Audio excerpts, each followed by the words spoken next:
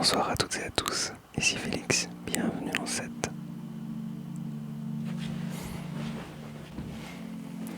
63e vidéo. Il a fallu que je vérifie parce que j'étais pas sûr. Merci pour tous vos commentaires sur la précédente vidéo. Je suis très heureux de vous sentir à nouveau.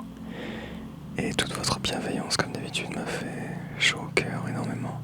J'espère que cette vidéo vous fera autant plaisir que la précédente. Alors pour celle-là, j'ai décidé de changer de micro, de faire un test. On m'a prêté une nouvelle interface. Et je crois que cette nouvelle interface fait un peu moins de bruit que la précédente et elle a une plus grosse réserve de gain, donc je fais un test pour changer un petit peu l'audio. Alors, dans cette vidéo, je vous fais une énorme annonce. Je vous avais plus ou moins teasé dans la précédente vidéo, mais cette fois ce n'est pas un tease, mais véritablement une annonce. Je vous annonce que le premier clip de Bobato concernant une compo vient de sortir. Alors pour ceux qui ne le savent pas, Bobato c'est un projet que j'ai créé avec mon ami Florian il y a maintenant 3 ans de ça. Ouais, 3 ans, passe vite. Alors, pour que vous compreniez ce que c'est Bobato, il faut que je vous parle un petit peu de l'histoire que j'ai avec mon ami Florian. Ça fait longtemps que je fais de la musique avec lui en fait. Aujourd'hui j'ai 31 ans et on fait de la musique ensemble depuis nos 18 ans. Il est la raison de ma venue à Grenoble parce qu'en fait, lui faisait ses études d'ingénieur à Grenoble et moi c'était un moment où je venais de finir mes études de montage vidéo et j'étais en recherche, on va dire, de quelque chose à faire pour ma vie. Et j'habitais à Avignon à l'époque, donc en 2008.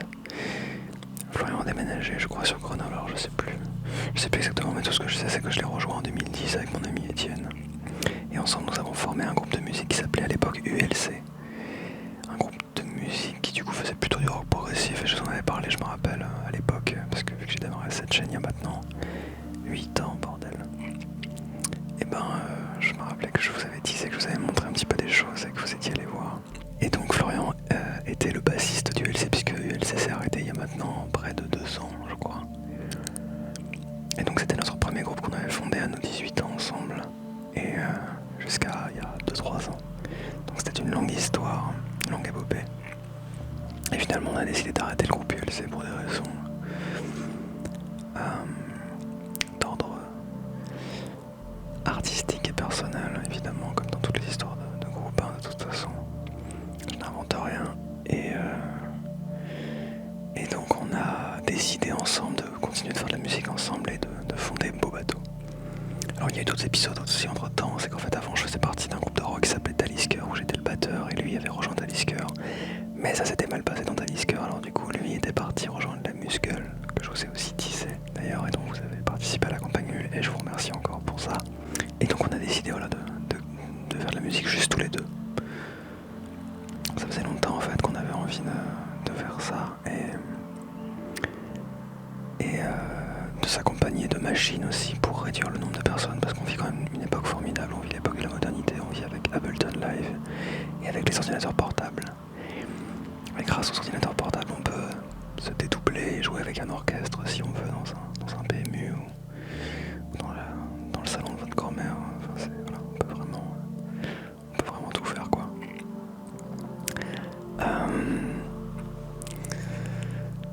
Et donc voilà, ça fait maintenant 3 ans qu'on fait de la musique dans ce projet-là avec Florian, donc la plupart du temps chez moi ou chez lui, puisque nous avons nos home studios. Et finalement, Bobato, c'est un peu le condensé de toutes nos influences musicales depuis très longtemps. Alors, pour vous situer un petit peu nos références musicales, le point convergent, on va dire, entre Flo et moi, à l'époque où on a grandi ensemble, c'était le rock progressif. Alors ça, c'est un truc qu'on a énormément écouté.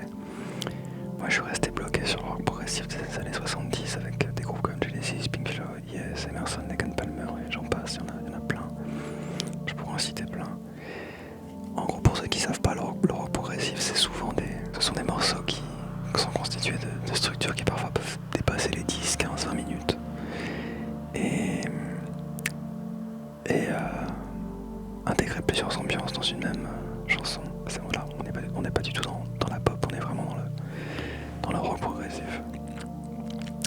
chez Pink Floyd ou Yes ou Genesis ou n'importe quel groupe de rock progressif, il est très probable que vous trouviez des morceaux qui fassent plus de 10-15 minutes.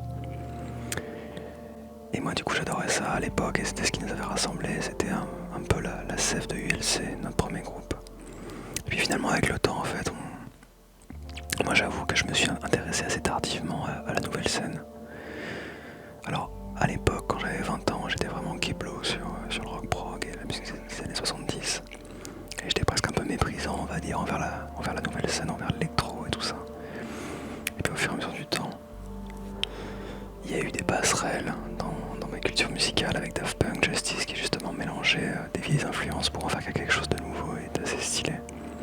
Et du coup c'est grâce à des groupes comme ça que j'ai pu m'intéresser vraiment à la nouvelle scène.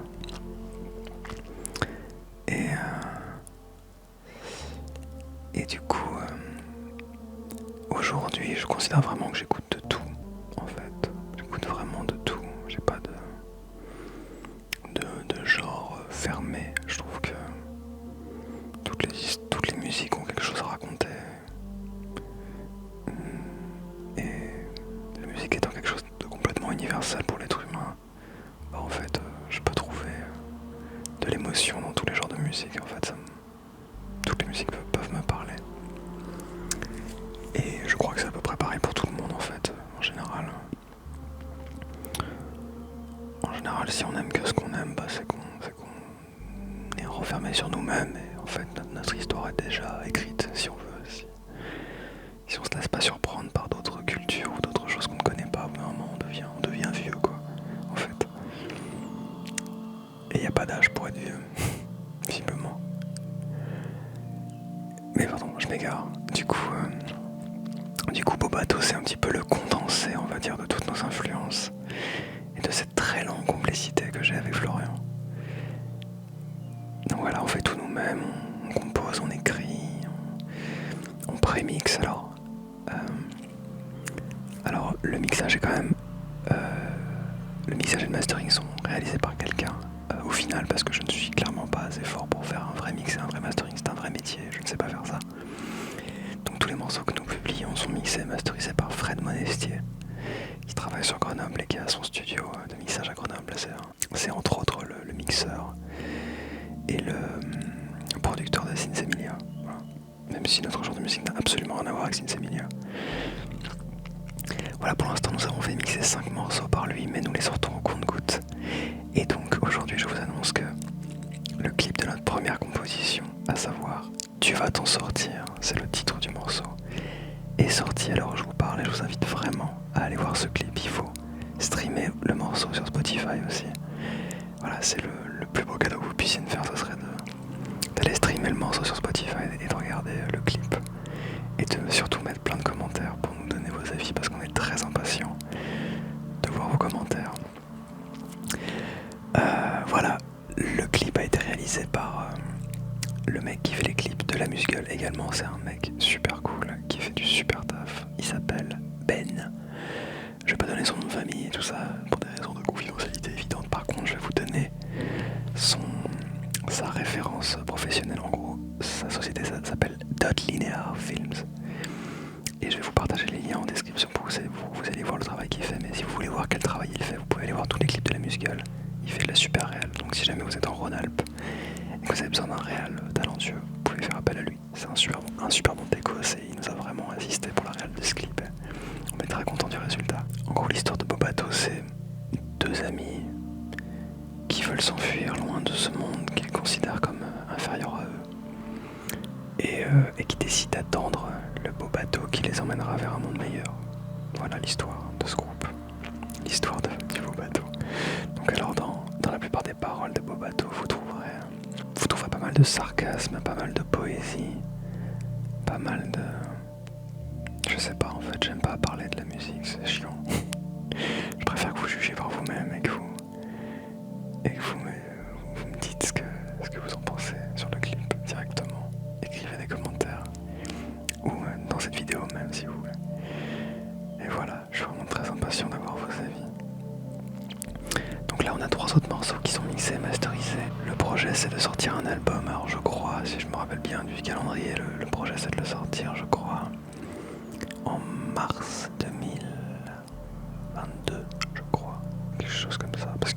musical sort en octobre 2022. Mais l'album de Bobato, donc avec 12 titres, sortira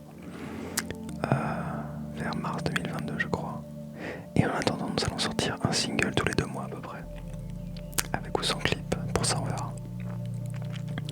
Donc on a vraiment plein de choses à vous montrer et à vous faire écouter. Et en tout cas, tous vos retours sur le clip de Capitale Abandonnée, vous avez déjà pas mal regardé, nous ont énormément touchés. On est très heureux de tout ce que vous avez dit. Et merci encore d'avoir pris le temps de le faire. Et voilà.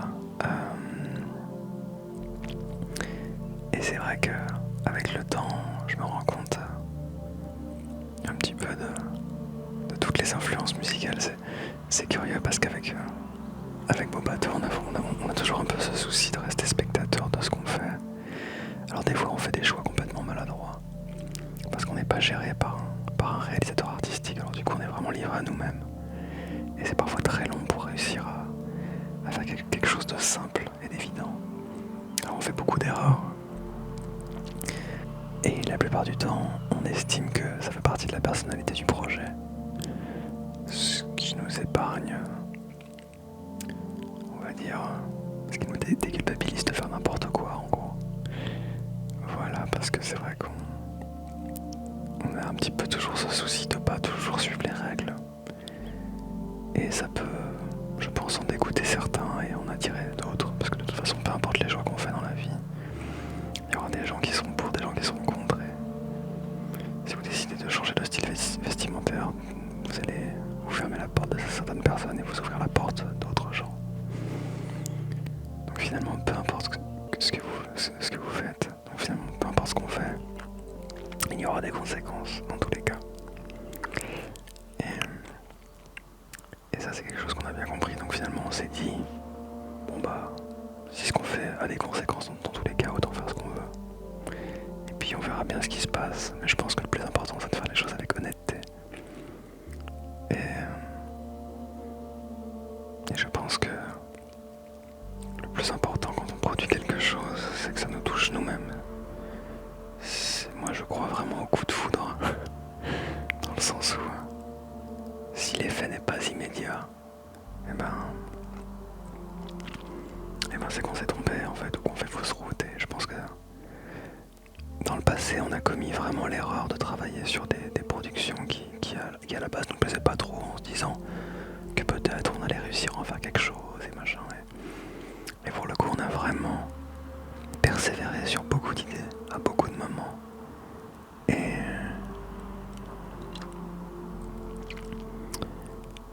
Et on a perdu énormément de temps, mais en fait ce temps il n'est pas perdu parce qu'on s'est rendu compte finalement que s'il y a bien une chose qui parle,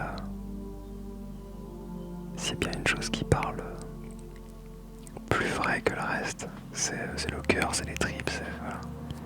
C'est si on se sent concerné par quelque chose, si on est content de ce qu'on a fait. Et la plupart du temps on se rend compte que commencer un projet, il n'y a rien de plus facile. Le problème c'est pas de commencer les projets, le vrai problème c'est de les finir. Je pense que tous les gens qui regarderont cette vidéo et qui sont beatmakers ou qui sont producteurs de musique le savent très bien. C'est qu'en fait on se retrouve avec 400 départs de chansons et on en a fini zéro parce que créer des bons départs c'est assez facile en fait. Mais le problème c'est qu'après il faut raconter une histoire, il faut finalement créer un morceau au départ, c'est un peu comme de la séduction. C'est-à-dire qu'au début, tout se fait. Quand ça fonctionne très bien, c'est cool et c'est génial et il y a un coup de foudre qui se fait. Mais le problème, c'est qu'après,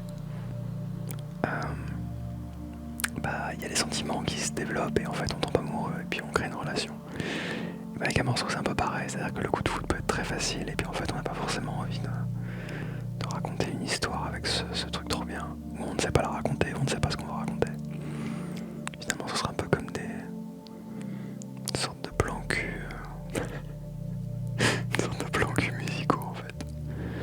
Voilà, on a un début d'idée qu'on trouve trop bien et puis en fait une fois que c'est fait, bon finalement on se rend compte que l'histoire était pas très longue quoi. Et donc déjà c'est vrai qu'il y a un peu un écrémage qui se fait en termes de sélection d'idées. Il y a des idées qui sont concrétisées très rapidement où tout coule de source et puis on n'a rien besoin de rajouter. Il y a des idées où on passe un temps, mais j'en ai aucune idée. Et puis vu qu'on est sous le format du home studio, ben, on peut vraiment passer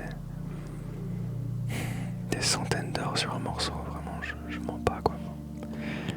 Vraiment, on peut vraiment passer des centaines d'heures sur un morceau. Tellement chaque détail est important, tellement le choix des textures des sons, le placement des sons est important et c'est infini quoi. On peut ne jamais être satisfait de ce qu'on fait, toujours tout remettre en question. Et ça c'est un peu une maladie chez nous. Et on a toujours ce besoin de faire un tour d'horizon complet des possibilités avant de choisir la solution la plus simple la plupart du temps. Mais il y a toujours ce besoin d'explorer. C'est presque maladif, des fois. Enfin bref, voilà, j'attends vraiment vos retours sur ce clip dont on est vraiment très fiers.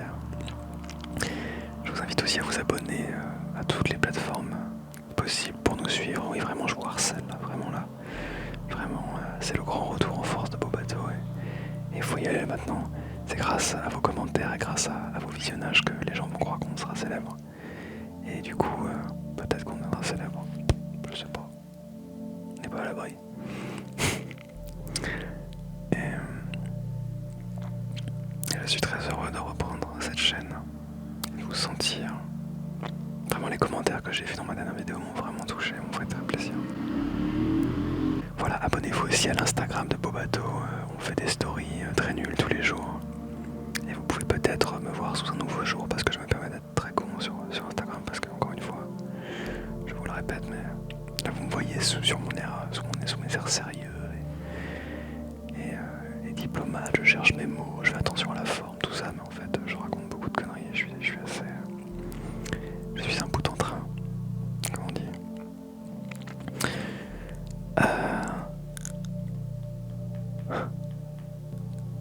Ouais. Là en ce moment je prends ce que je fais là. Tous les matins en ce moment je prends mon Mac et je vais me foutre dans un café et je note plein d'idées. Et je commence à faire des projets pour ma chaîne ASMR. Je sais que je vous ai déjà dit, c'est plein de trucs qui sont jamais faits, je le sais parce que voilà, je suis comme ça et c'est toujours très compliqué.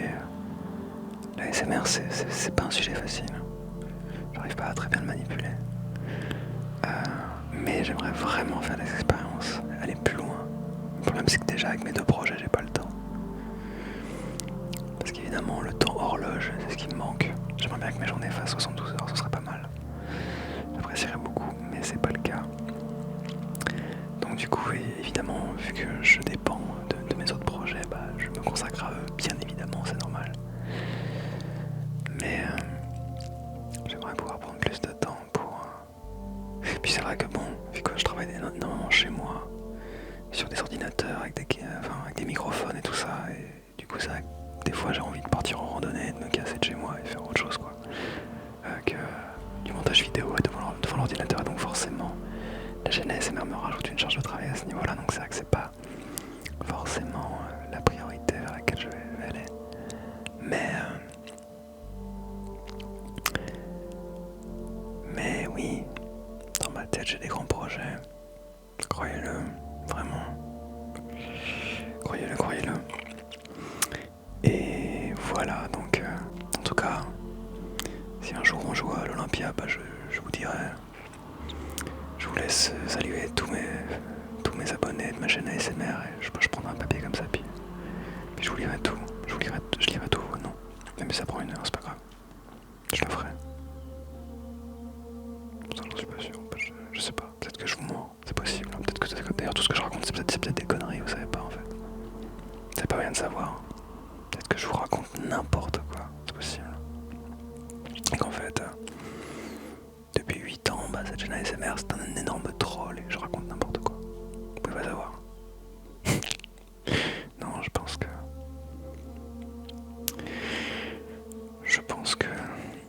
vous savez la vérité au fond de vous. Je pense. Vous êtes malin. On vous la fait pas, vous. Je le sens bien. J'ai une audience de qualité. D'ailleurs,